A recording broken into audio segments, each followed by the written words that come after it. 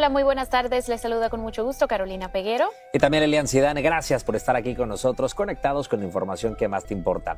Arrancamos con lo que está ocurriendo en cuanto a la migración, y es que decenas de menores no acompañados vivieron momentos dramáticos el día de ayer en Texas. Escuchen, estaban ya dentro de un avión que estaría llevándolos como deportados hacia Guatemala sin sus padres y sin ningún adulto conocido. Increíble, bueno, pero a último minuto el bloqueo de la jueza federal Sparkle Suknanen les concedió protección temporal por 14 días, argumentando que las expulsiones violaban la ley federal y los ponían a los menores en peligro. Desde Washington, D.C., la capital del país, Claudia Uceda nos cuenta más de lo que ha pasado sobre los casos de estos menores. Adelante.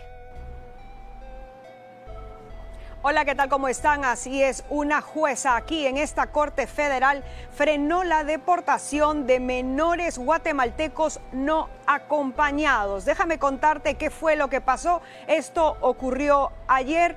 Estos menores, este grupo estaba en una pista de aterrizaje en Texas y tuvieron que esperar varias horas, y fue una jueza que de pronto detiene esta deportación. Los abogados presentaron una demanda de emergencia cuando se enteraron que ayer, domingo, en las horas de las madrugadas, a eso de la 1 o 2 de la mañana, se les había notificado en los albergues que ellos iban a ser transportados, trasladados a donde se encuentran estas deportaciones, a estos aeropuertos en Texas. Pues eso inmediatamente hizo que sonaran las alarmas. Los abogados inmediatamente tomaron acción y pues presentaron una demanda aquí en esta corte con testimonios de menores que decían que no se querían ir, que ellos querían esperar a su audiencia. Muchos de ellos tenían audiencia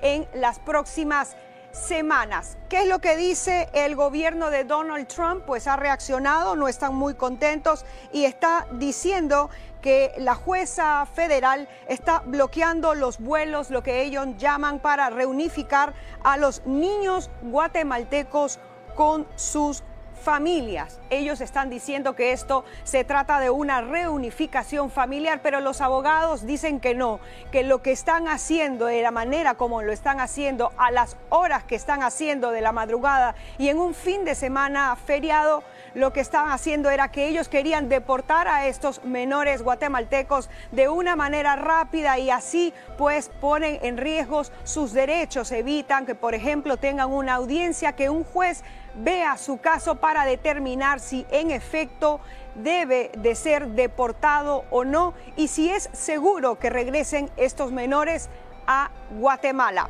Por ahora lo que sabemos es que estas deportaciones han sido detenidas por los próximos 14 días en lo que surge esta demanda. Con esto regreso contigo allá al estudio.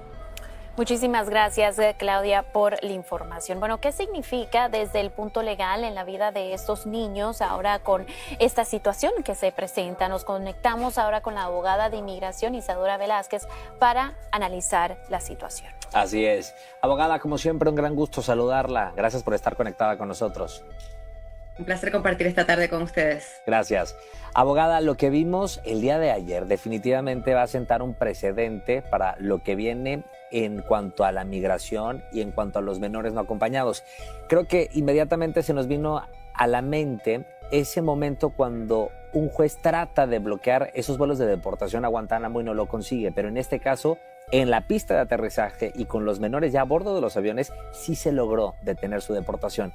¿Qué ocurrió ayer y qué va a referirse en cuanto a la migración esta decisión, abogada? Es así, tuvimos un poquito de déjà vu, tal vez también cuando vimos a las personas hijas de El Salvador, pero sí, esta vez, como bien sonas, pudimos frenar esta deportación de estos niños.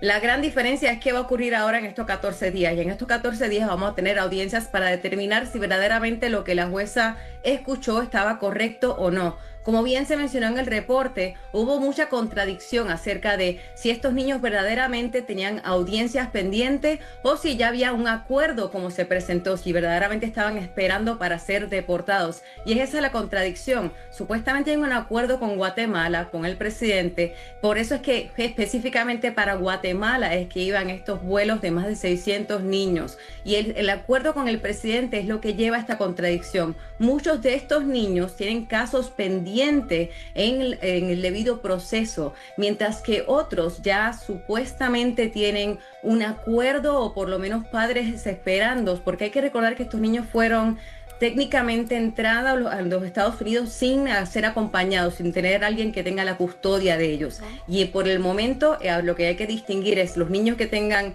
el caso pendiente y los que puedan ser sujetos a ser deportados porque su caso ha llegado a una conclusión o puedan tener personas esperándolos en su país de origen. Y abogada, hablando de los derechos civiles de estos jóvenes, ¿cómo deben de ser protegidos? Ya como mencionaste que ellos ingresaron a Estados Unidos no acompañados, muchos sin sus padres y ahora bajo custodia del gobierno. Y también, ¿qué peligro corren ellos si son regresados a sus países?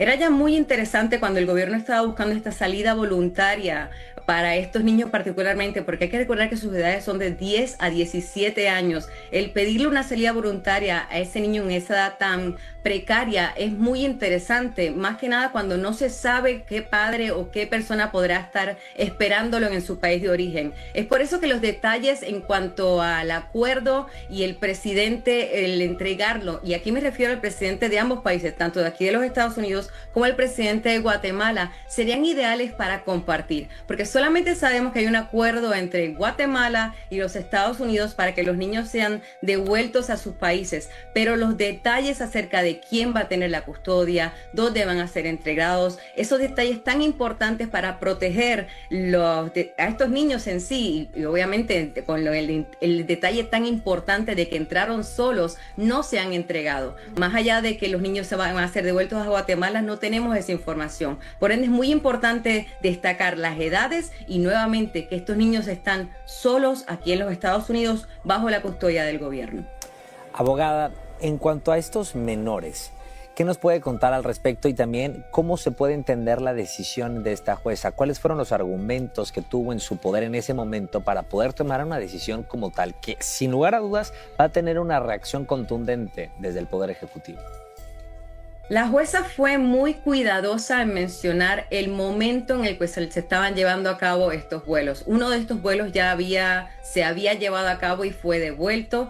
El hecho de que se llevase a cabo a altas horas de la madrugada y en un fin de semana largo fue algo que a la jueza le llamó la atención debido a que la obligó a tener que llevar a cabo esta decisión de manera de emergencia. También fue muy cuidadosa en destacar la contradicción acerca de lo que estaba escuchando. Por un lado, el testimonio del gobierno del acuerdo gubernamental que estamos mencionando entre Guatemala y los Estados Unidos y el deseo de que los padres están esperando a los niños en Guatemala, y por otro lado, la contradicción de los representantes de los niños, de que muchos de ellos todavía tienen casos pendientes y de que muchos de ellos se continúan solos sin custodia. Esta contradicción fue algo que la jueza mencionó para justificar la necesidad de tener que bloquear esto por 14 días para poder corregir estas contradicciones, para poder detallar cuál es el acuerdo que está entre ambos países y para poder detallar cuáles son los niños que tienen los casos pendientes y cuáles son los niños que podrían estar protegidos bajo este acuerdo. Y ya para finalizar, abogada, también está la preocupación de que algunos de estos niños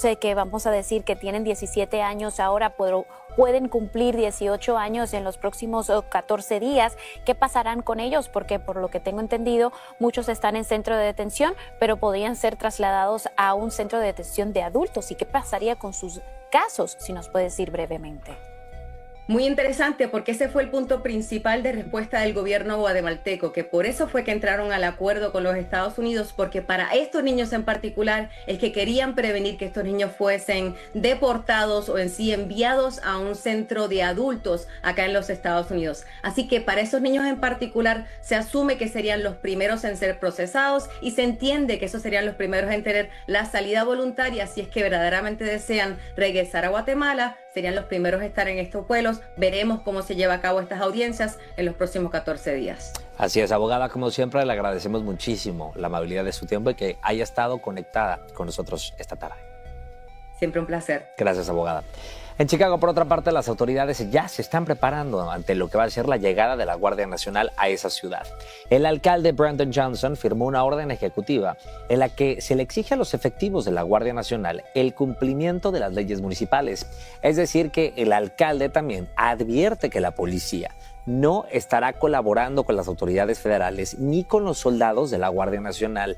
Esta es una información en pleno desarrollo. Y un influencer pone a prueba el muro fronterizo pintado de negro en la frontera sur. La administración Trump tomó esta medida, una de las que más tiene controversia ahora en este momento, para dificultar que las personas escalen la valla. Bueno, como pueden ver, el influencer de Estados Unidos, David Orein, subió hasta lo más alto del muro en menos de un minuto, como se observa en este video que se ha hecho viral y que pone en duda la eficacia de la medida del gobierno de Trump. La comunidad de feligreses se reencontró este fin de semana por primera vez desde ese tiroteo en una escuela católica en Minneapolis.